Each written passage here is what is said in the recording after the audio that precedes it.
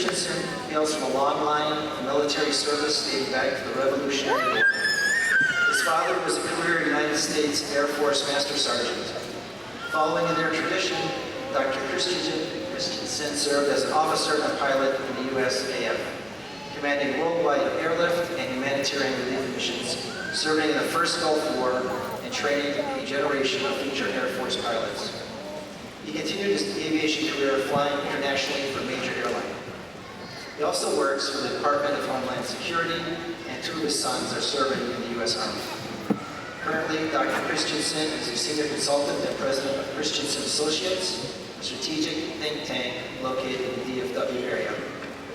He received his undergraduate degree from the United States Air Force Academy, a master's degree from the University of Southern California, and his doctorate of management degree from the University of Phoenix. He is a Delta Mu Delta International Honor Society member, a who's who of executive professionals, and was recently the final speaker at the Global Human Resource Management Symposium. Dr. Christensen and his wife, Victoria, have 7 children and 9 grandchildren. Please welcome fellow 2015 graduate, Dr. Michael Christensen.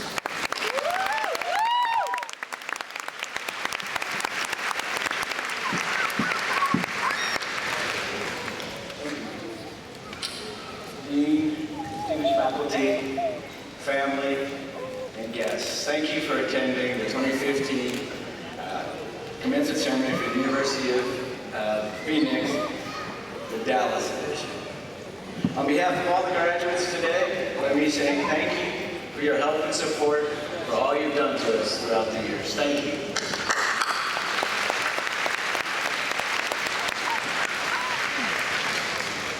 The last commencement speech I gave was in 1974.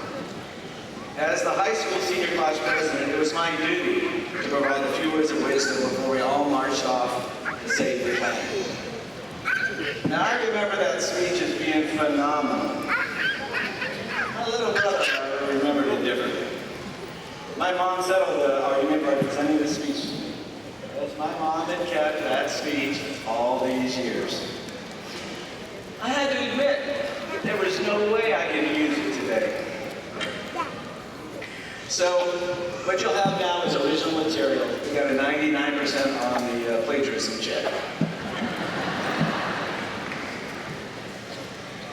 Each of our journeys to this graduation is unique, but we all have events in common.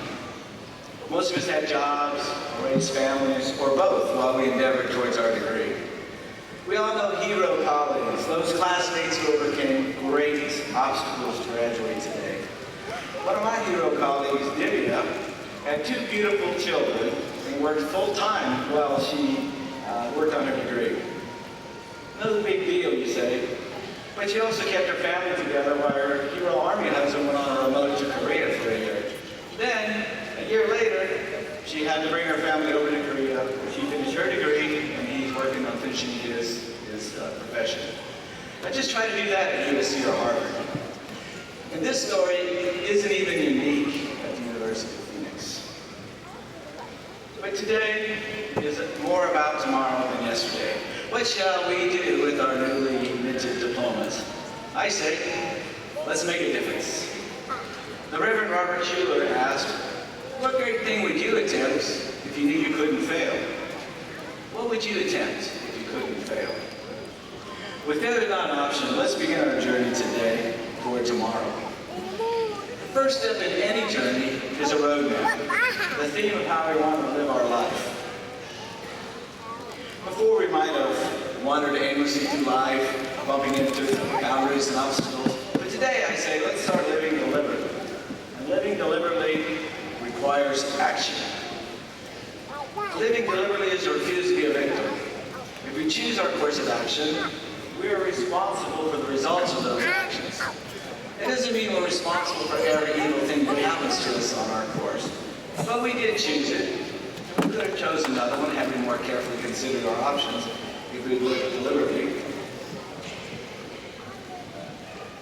Take a journey with me, please, back to 1867. No, I wasn't around then.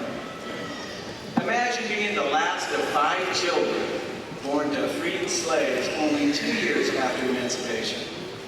That was how Sarah Breedove's journey in life began. By 7, Sarah was an orphan, picking cotton in Louisiana. Married at 14, child at 16, and by 18 she was a widow. During the 1890s, while in her mid-30s, Sarah developed a scalp rash and lost almost all her hair. She could have played a victim, she could have gave up, but instead, she invented a scalp rash and began an amazing journey on entrepreneurship. Sarah changed her professional name to Madam C.J. Walker and cornered the market on black female hair care.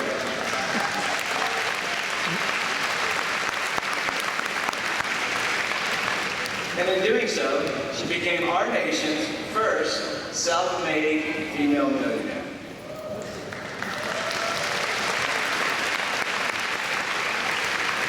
Living life deliberately is to refuse to be a victim. Living life deliberately gives us power. For me to lose power, I have to give my power to someone. So by acknowledging I make all the decisions in regard to me, we have all the powers. If we have all the power, we can't be a victim. Madam Walker, aka Sarah Breedlove, did not give her power to anyone. So, if we want to control ourselves and our situation, all we have to do is decide to live deliberately. Of course, that's a little bit like saying if you want to lose weight, and I do, all you have to do is eat less, exercise more, or both. It's harder said than done. But living life deliberately is a choice. And as choice is as easy as saying, I choose to live life deliberately. So I say today, right now, right here, make that choice to live the rest of your life deliberately. For example, when making an important deliberate decision, ask these two simple questions. First, what decision would I make if I weren't afraid? What decision would I make if I wasn't afraid? Looking at important decisions from the vantage point of fearlessness opens up multiple previously unknown options. Second, what decision would we make if money wasn't an issue? Looking at a decision from the vantage point of unlimited wealth prioritizes decisions based on your values instead of money. Today, after this graduation ceremony is over, we have opportunities that others like Madam Walker could only dream of. The Reverend Schuler asks us, what great things will we do because we cannot fail? Let's begin our journey today, deliberately, refusing to be victims, retaining all our power, living our life deliberately, and making our decisions fearlessly and based on our values. As we take our first post-diploma steps, let's commit to step forward boldly and loudly. Let's step forward fearlessly and without worry. And finally, let's step forward and imagine what great things we will attempt because we live our lives deliberately without fear of failure. Go, class of 2015. Let's save the planet. Have a great day.